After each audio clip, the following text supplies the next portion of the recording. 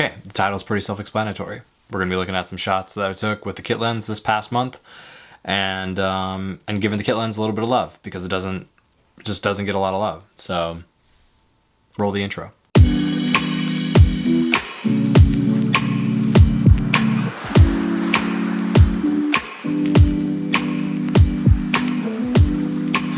Can you guys believe that I've already been back on YouTube for a month? This is the 5th video that's gonna go up. I'm feeling pretty pumped on it, actually. If you haven't already, please subscribe. This channel's all about photography, good stuff, good vibes. You'll dig it. It'll be a great time.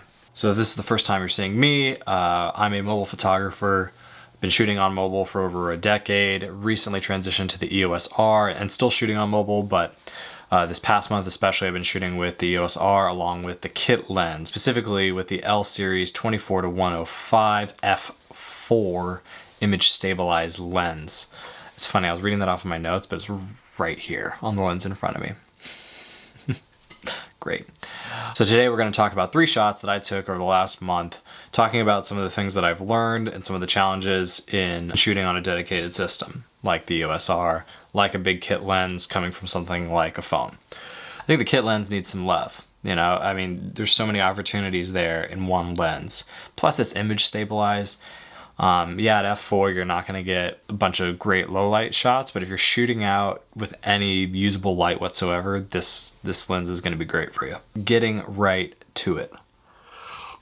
First shot here, we're out in Spokane, Washington, over the river on a bridge. I shot this 24mm f/16, 1/125th of a second, shutter speed, and ISO 800.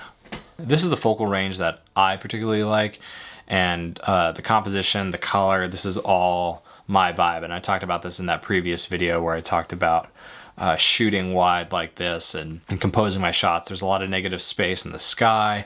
I love the dueling contrast between the blue water in the river that's a little bit darker, the sky's a lot lighter. And then there's some compositional framing here with these 2 cranes coming in from each side of the water. I really dug that. I thought that was pretty dope. One thing I think that I want to talk about is if you are new to shooting, whether that's on mobile or using a system like a mirrorless or a DSLR, is that going through and reviewing your shots and describing what you like about a shot can be really important to improving your style. So if you sit down and go, okay, I like this, why? Oh, it's because I'm using negative space. I'm using contrast inside of a particular color range.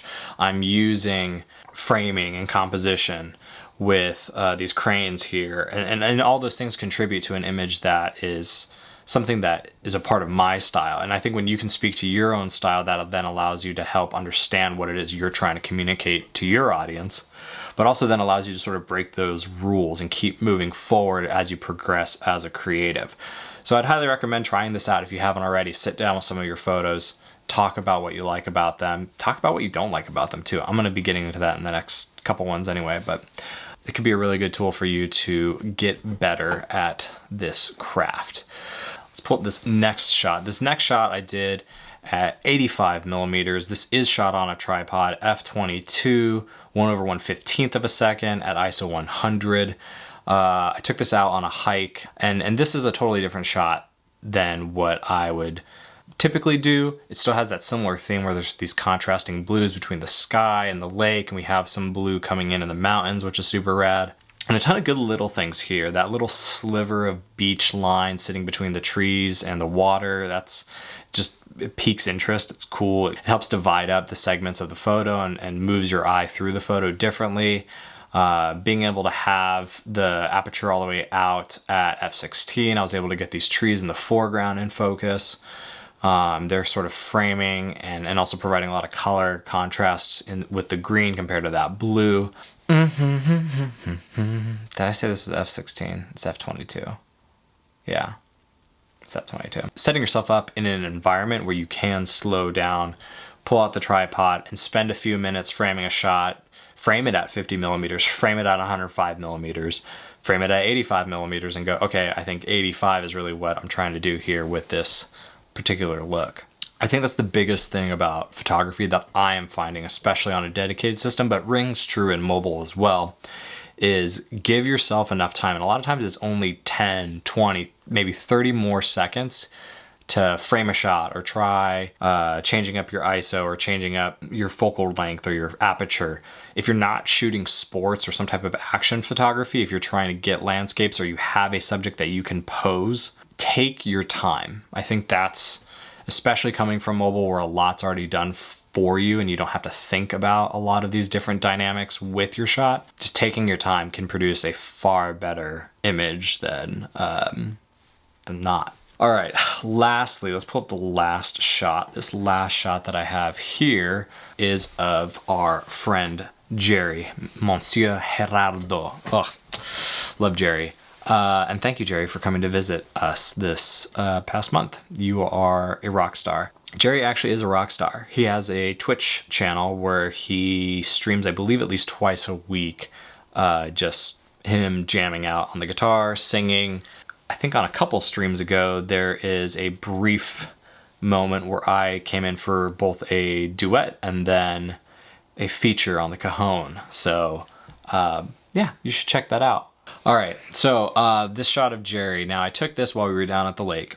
Again, trying to shoot different focal lengths. I committed on this particular day that I was just gonna try to shoot 50 everywhere I went. So this shot is at 50 millimeters, f5.6, 1/125 seconds, ISO at 1600. And I'm really digging the composition of this shot, and I think this is what I was getting at when I was shooting this, was I leveled up Jerry's eyes with the horizon point where the water's meeting the mountains.